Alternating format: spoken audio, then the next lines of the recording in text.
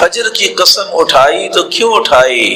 وہ مالک اور خالق ہے، اس کی تو ویسی بات بھی بغیر قسم کے پوری کائنات سے اعلیٰ اور سچی کلام، اس لیے کہ فجر کی نماز یہ فیصلہ کرتی ہے یہ منافق ہے اور یہ مومن۔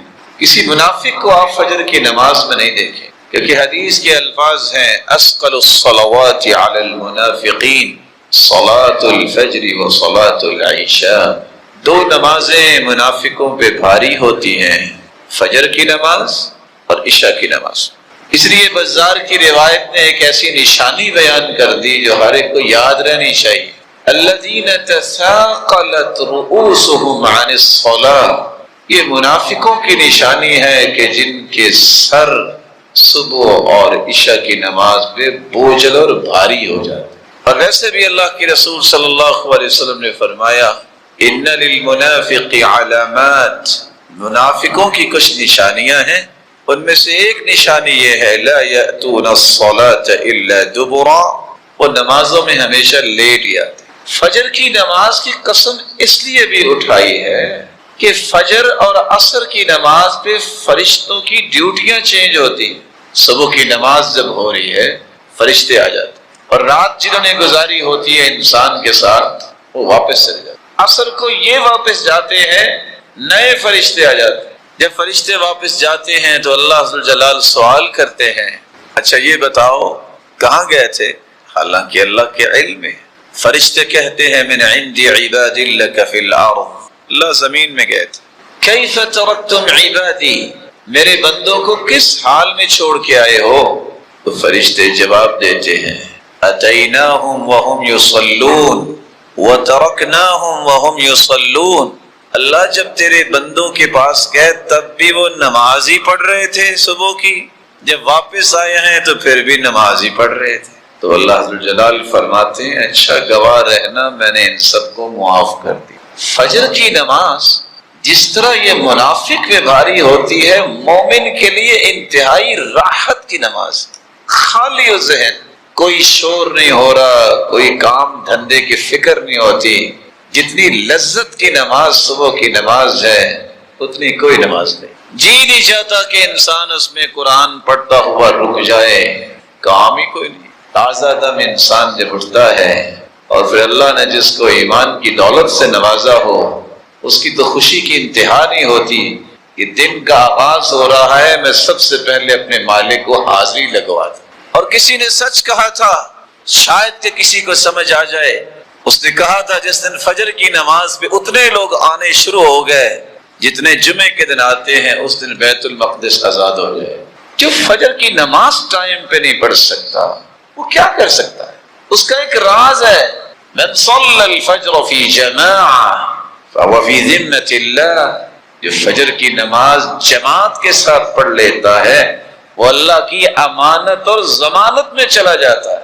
فلا تخفروا ذمۃ اللہ، اے اللہ کی ضمانت کو توڑا نہ کرو۔ آج دنیا میں کسی کو اگر ضمانت مل جائے تو کتنا خوش ہوتا ہے، لیکن اس کے بھی 10 طریقے ہیں کہ ضمانت کے باوجود بھی اس کو ڈیٹین کروایا جا سکتا ہے۔ لیکن اللہ کی ضمانت میں جو چلا جائے، جو اللہ کی رحمت کے سائے میں چلا جائے، اسے کیا کوئی کر سکتا ہے؟ اس لیے اللہ کی ضمانت کو توڑا نہ کرو، فجر کی نماز با جماعت پڑھا۔ السفر قطعۃ من عذاب اللہ، سفر اللہ کے عذاب کا ٹکڑا ہے، اس لیے فرمایا جب کوئی سفر کرے فَلْيُعَجِّلِ الرُّجُوعَ إِلَىٰ أَهْلِهِ، جب اس کا کام مکمل ہو جائے تو فوراً پلٹ کے اپنے گھر آئے۔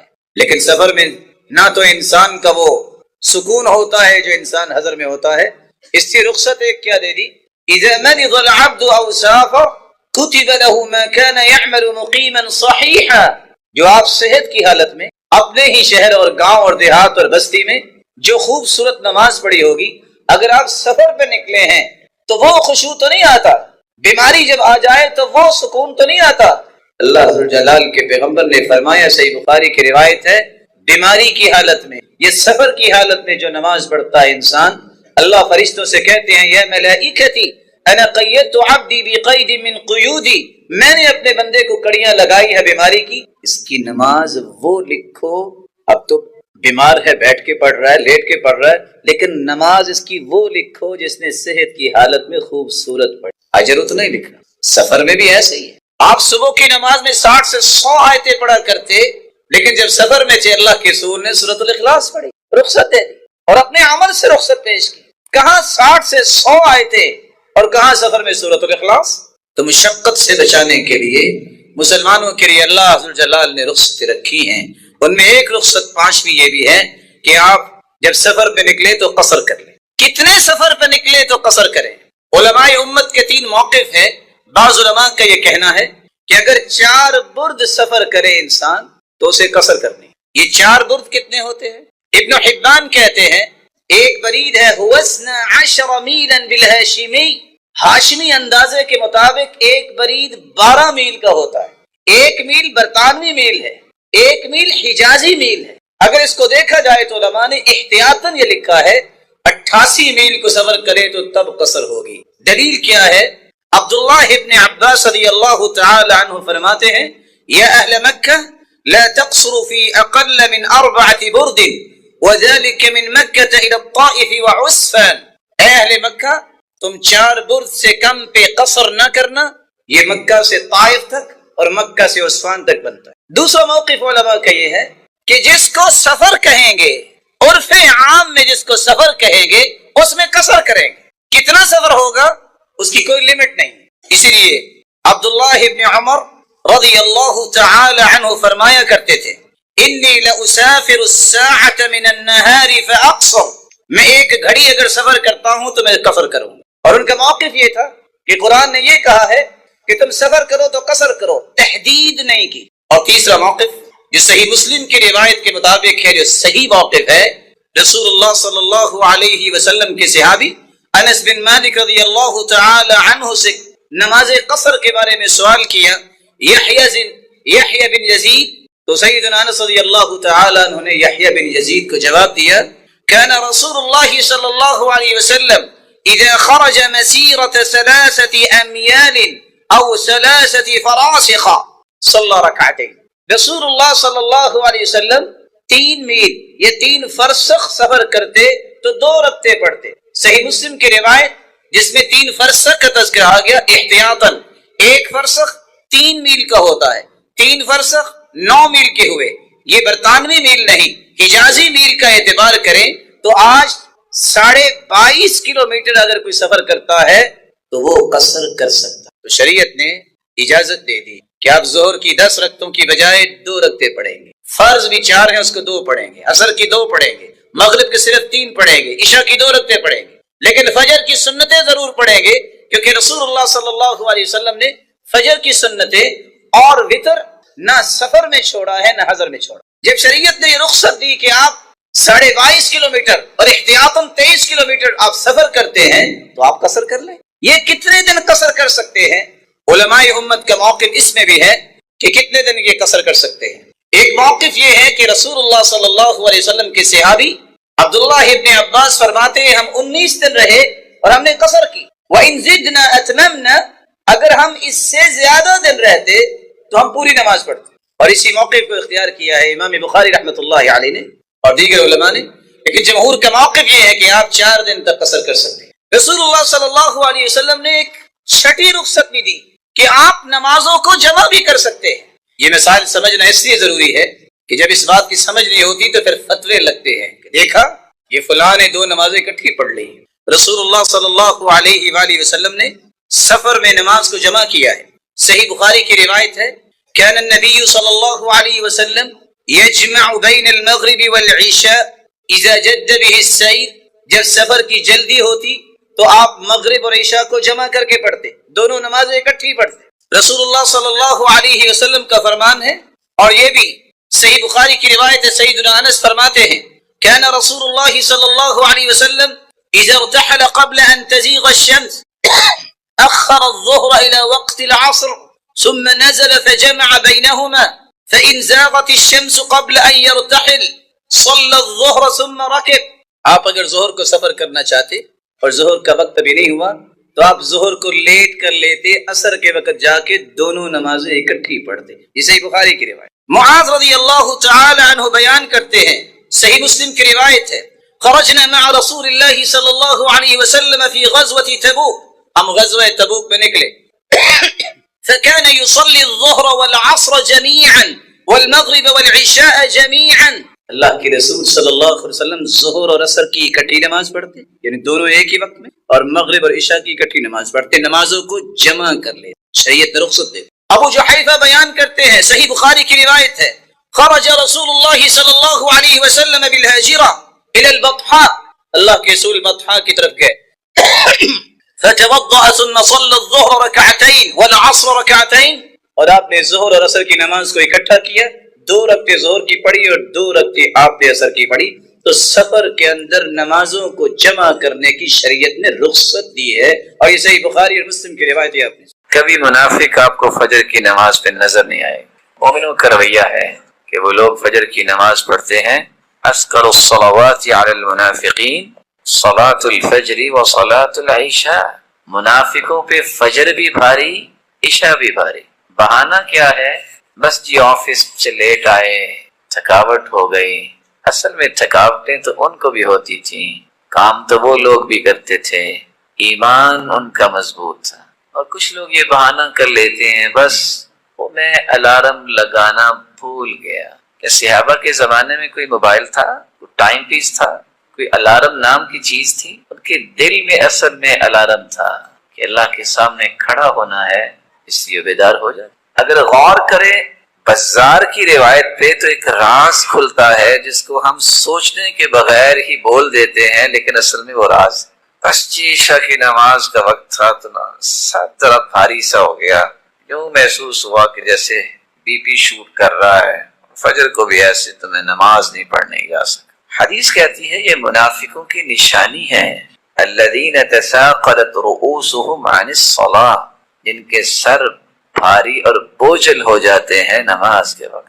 وہ لوگ جو عشاء اور شام اور ظہر کی نماز میں 4 سے 5 سے 10 صفیں مسجد میں نظر آتی ہیں، فجر کو کتنی صفیں ہوتی؟ جس دن جمعے کی نماز جتنے لوگ فجر پہ آ جائیں گے، کہنے والا کہتا ہے اس دن بیت المقدس فتح ہو جائے گا۔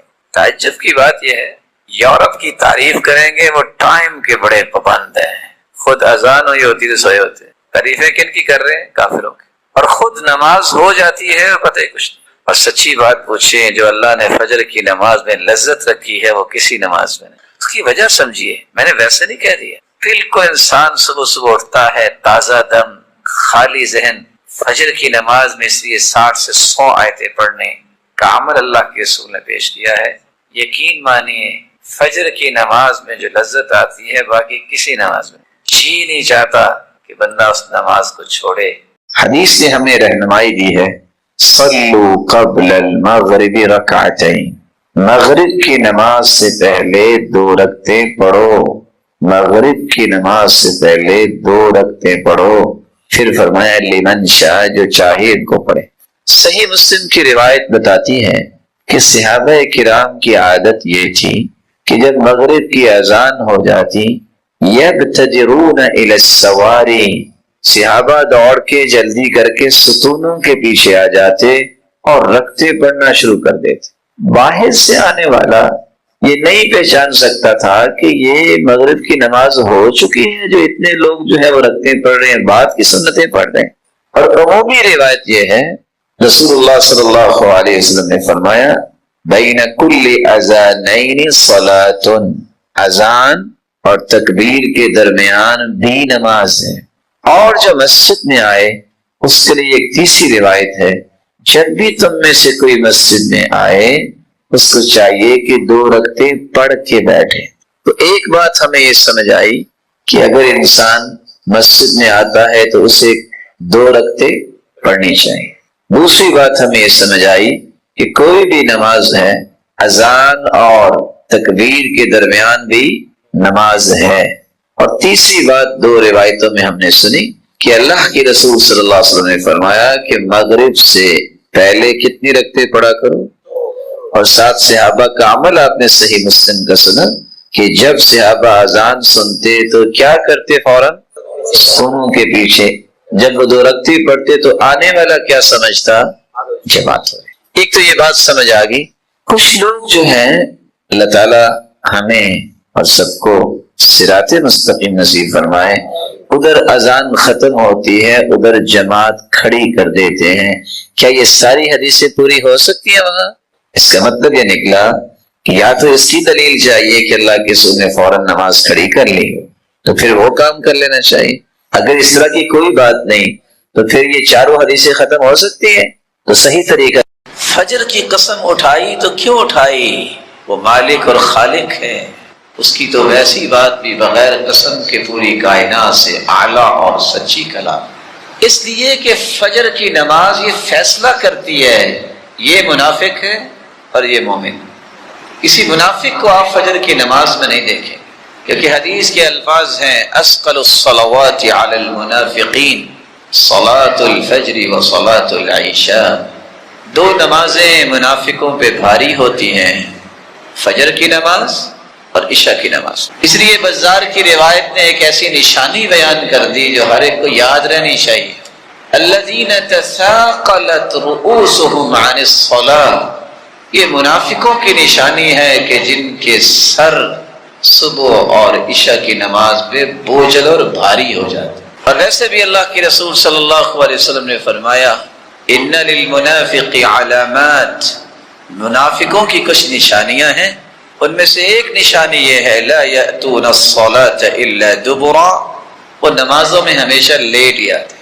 فجر کی نماز کی قسم اس لیے بھی اٹھائی ہے کہ فجر اور عصر کی نماز پہ فرشتوں کی ڈیوٹیاں چینج ہوتی ہیں، صبح کی نماز جب ہو رہی ہے فرشتے آ جاتے، اور رات جنہوں نے گزاری ہوتی ہے انسان کے ساتھ وہ واپس چلے جاتے، عصر کو یہ واپس جاتے ہیں نئے فرشتے آ جاتے ہیں۔ جب فرشتے واپس جاتے ہیں تو اللہ عز وجل سوال کرتے ہیں اچھا یہ بتاؤ کہاں گئے تھے؟ حالانکہ اللہ کے علم میں، فرشتے کہتے ہیں من عند عباد لک فی الارض، اللہ زمین میں گئے تھے، کیف ترکتم عبادی، میرے بندوں کو کس حال میں چھوڑ کے آئے ہو؟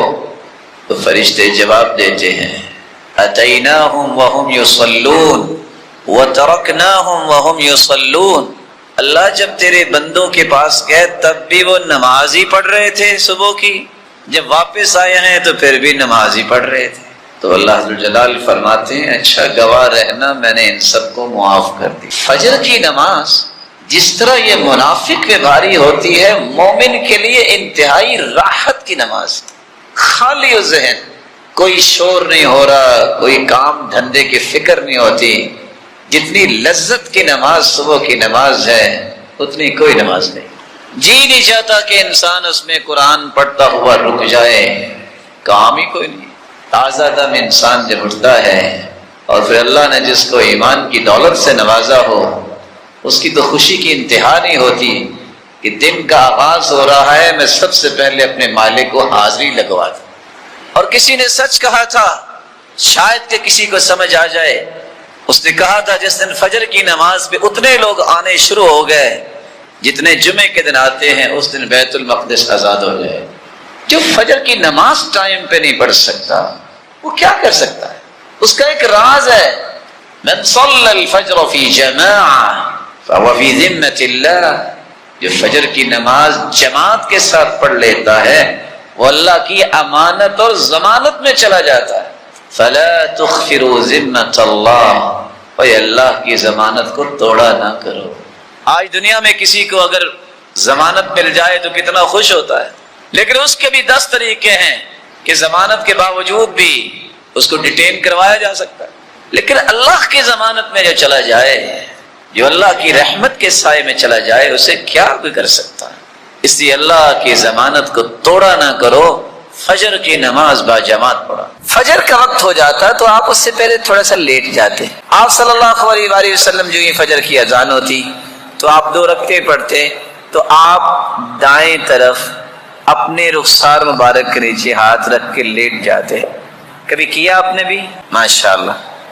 گھر میں ہے تو آپ یہ کر لیں، کیونکہ بعض علماء کہتے ہیں کہ جس کا گھر ہی مسجد ہے تو یہاں بھی کر سکتا ہے، لیکن یہ ہے کہ آپ گھر میں ہیں، آپ صلی اللہ علیہ وسلم سنتیں گھر میں ہی پڑھ کے آتے تھے۔ میں نے یہ جو مسجد کے بارے میں بتائی ہے، ابن دقیق العید نے بحث کی ہے فتح الباری میں، ابن حجر اسقلانی لے کے آئے ہیں کہ اگر آپ مسجد میں ہیں تو لوگوں کی نماز میں تنگی نہ ہو، آپ صلی اللہ علیہ وسلم کا چونکہ معمول تھا کہ آپ گھر میں جب ایسا کرتے تو پھر وہ لیٹ جایا کرتے تھے 2 رکعتوں کے بعد. اور اس سے یہ بھی ہے کہ اگر وہ پہلے تہجد پڑھی ہے تو کچھ انسان ریلیکس ہو جاتا ہے. رسول اللہ صلی اللہ علیہ وسلم نے فرمایا الا اخبرکم بشیء اذا نزل برجل منکم کرب او بلاء من امر الدنیا دعا به ففرج عنه. میرے صحابہ میں تمہیں ایسی چیز نہ بتا دوں کہ جب تم میں سے کسی کو کوئی مصیبت دنیا میں آ جائے یا کوئی بلا کا سامنا ہو جائے تو اگر یہ کلمات اپنی زبان پہ لے آئے تو اللہ رب العزت اس کی بلا کو دور فرما دیں گے اور اس کی مصیبت کو دور فرما دیں گے. اور وہ کون سی دعا ہے؟ دعاء ذی النون، یونس علیہ السلام کی دعا. قرآن مجید میں اللہ رب العزت فرماتے ہیں وَذَا النُّونِ إِذْ ذَهَبَ مُغَاضِبًا فظن أن لن نقدر عليه فنادى في الظلمات أن لا إله إلا أنت سبحانك إني كنت من الظالمين.